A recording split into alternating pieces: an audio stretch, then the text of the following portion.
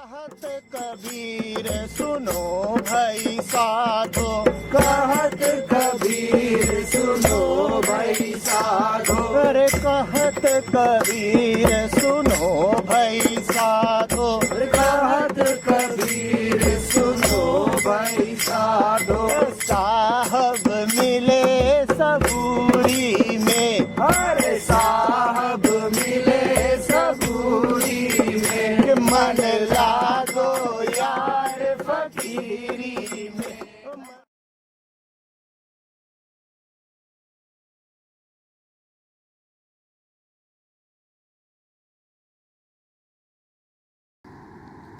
An infant in your arms.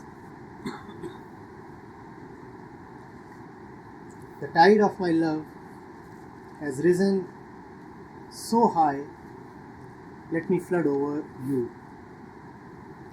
The tide of my love has risen so high, let me flood over you.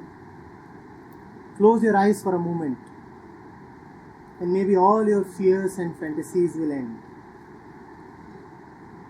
If that happened, God would become an infant in your arms, and then you would have to nurse all creation. You already know what this is saying, right? You just want to revel in the joy of listening more about it. It's beautiful. The tide of my love has risen so high, let me flood over you. Close your eyes for a moment, and maybe all your fears and fantasies will end. If that happened, God would become an infant in your arms, and you would be nursing all creation.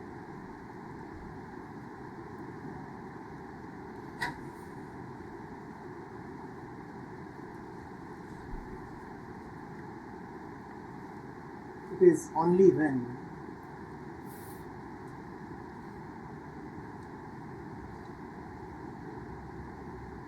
God calls that you realize what a trouble the world is.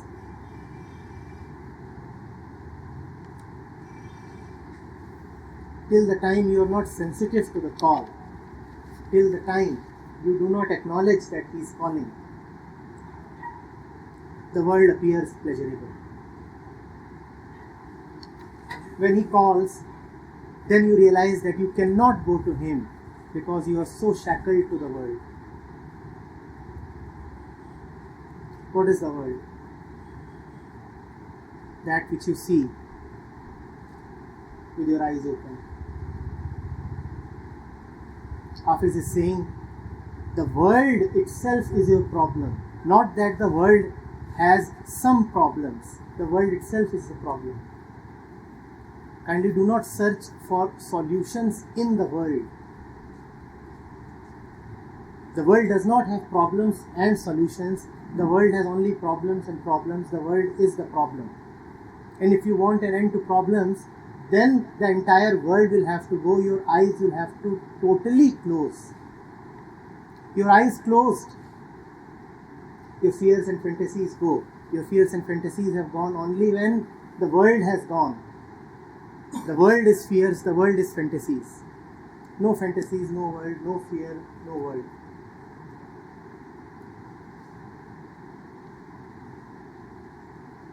What is it that you remember? The world. Is there anything that you remember and is not a part of the world? Whatever you remember, whatever is mind stuff, is the world. And is there anything that you remember that is not related to you through fear or greed? Think of everything that you continuously remember. Think of everything that finds a place in the memory. It finds a place in the memory only because it is important to the ego. It either promises something or threatens to take away something. That is why you remember it. And what you remember is your world. Fears and fantasies is what you remember. Hafiz is saying, let not the world be too important for you. Close your eyes to the world. Do not take the world too seriously. The moment you stop giving importance to the world, you have also stopped giving importance to the fear that comes from the world.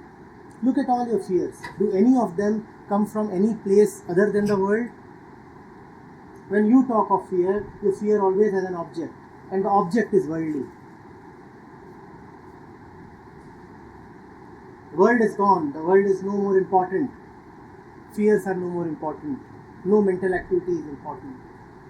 None of that which you have so far taken as important is important.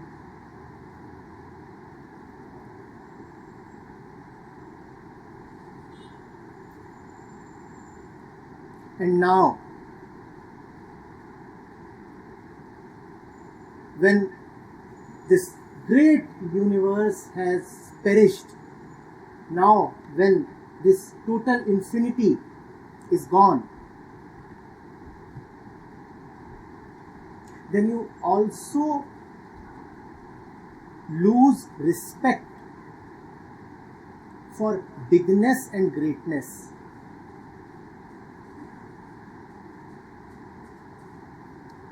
Now, words like large, immense, infinite are not very significant for you. Have you ever wondered why we call God as big, bigger, biggest? It is because the universe that we perceive is big. And so we have come to have a respect for the word big. When we use big as a respectable word, we are actually respecting the universe, because the universe is the biggest fact that we know.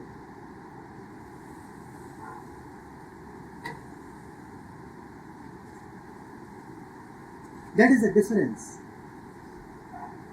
between the ordinary one and the devotee.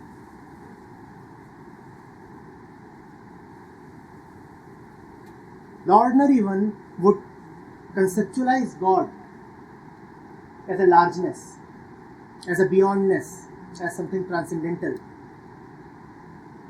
something so huge that it cannot even be imagined. I repeat, what else is so huge that you cannot even imagine it? The universe. It is because we have so much respect for the universe, which actually is fear. It is because we are so afraid of the universe that we conceptualize God as the big one. When the universe is not very important for you, then it is no more needed to think of God as the big one. Then God can be your size. Then God can be even smaller than you. Then God is approachable. You can hold God in your arms. Then the relationship with God is not that of fear or greed.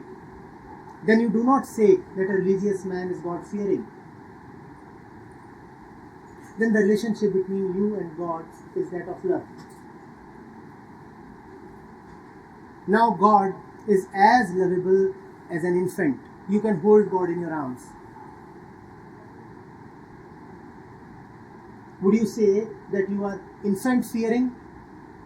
Then why do you say you are God-fearing? Why does that word even exist in the dictionary? For the devotee, God can be a small kid. You are holding the kid in your arms. And somebody like Hafiz is not going to stop at that. He is not just saying that you are holding God in your arms. He is saying you are actually nursing the kid.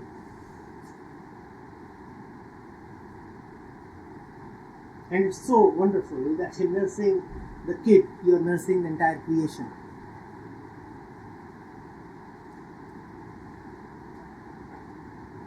Bliss, marvelous.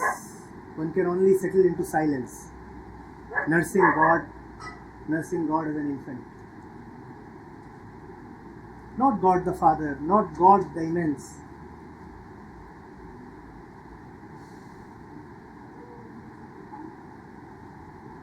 not God the protector, not God the savior,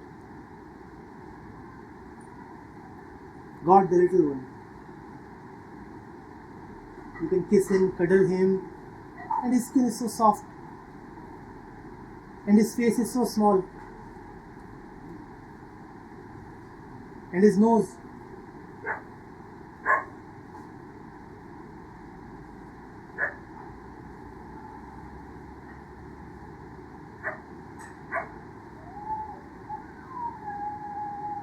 That is only for lovers of God, not for those who fear God.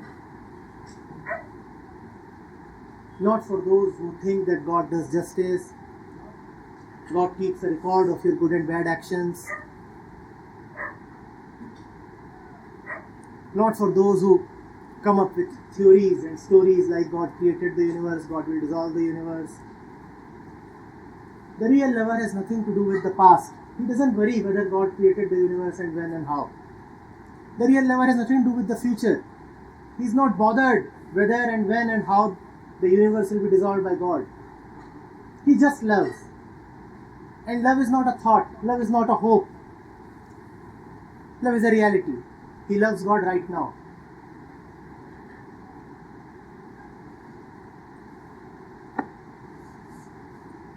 An infant is so lovable. God is as lovable as an infant. Have you seen that little ones of any species are so lovable?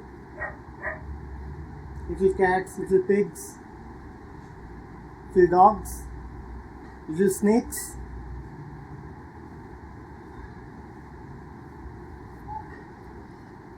Little tigers.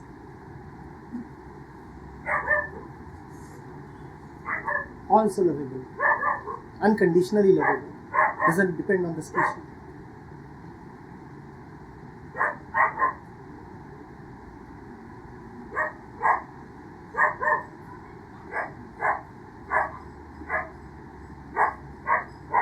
Not only do you depend on God for your existence, your survival, your peace, God also depends on you. Just as you are in search of God, God too is in search of you. In fact, God is searching more intensely for you than you are searching for God. God is knocking at your door all the time. God too needs something from you. Without you, even God is not complete.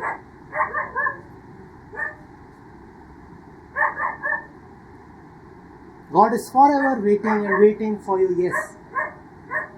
Just as the infant is dependent for something very important on the mother, similarly God is dependent for something very important upon you.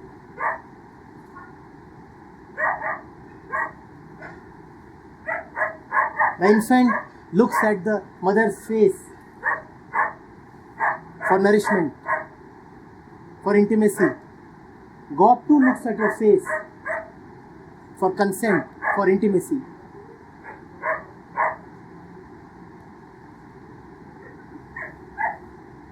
God is waiting. God is waiting. Can we say yes?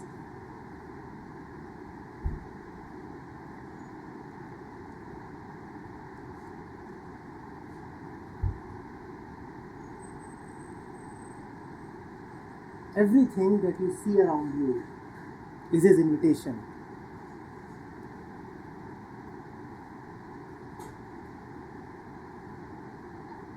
What do you think? You would actually be in some room and there would literally be a door knock?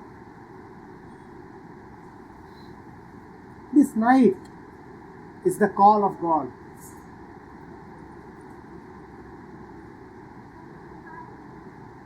This river, those lights, the sky, the darkness, these words, how else would you hear God speak?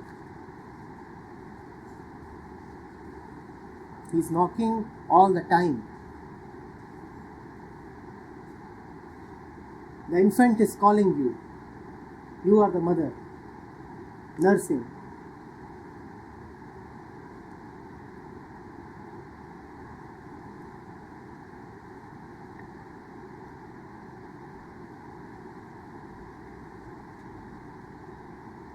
Have you seen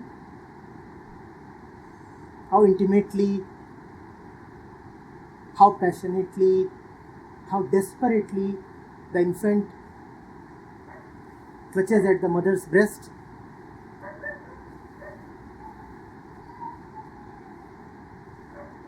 Have you seen the face of an infant when he is suckling?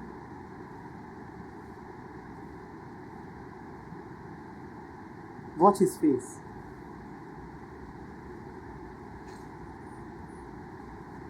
The face of contentment is the face of God.